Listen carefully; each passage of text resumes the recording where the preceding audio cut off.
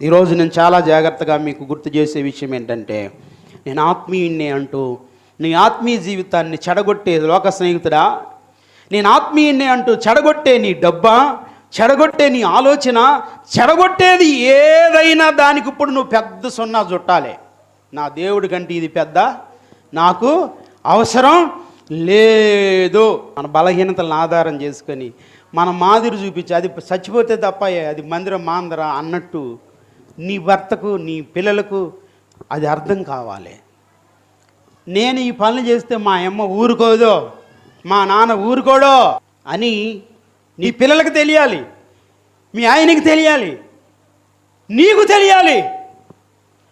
నీకే రాజీ పడే పద్ధతి నీ మనసులో పెట్టుకొని ఈరోజు చెప్తున్నా, నీ బిడ్డకు మనసు ఇచ్చి, నీ అల్లుడికి మనసు ఇచ్చి, నీ కూతురికి మనసు ఇచ్చి, దేవుని మనసమ్మ అదే, దేవుని స్థానం అది, అక్కడ ఎవడుంటానికి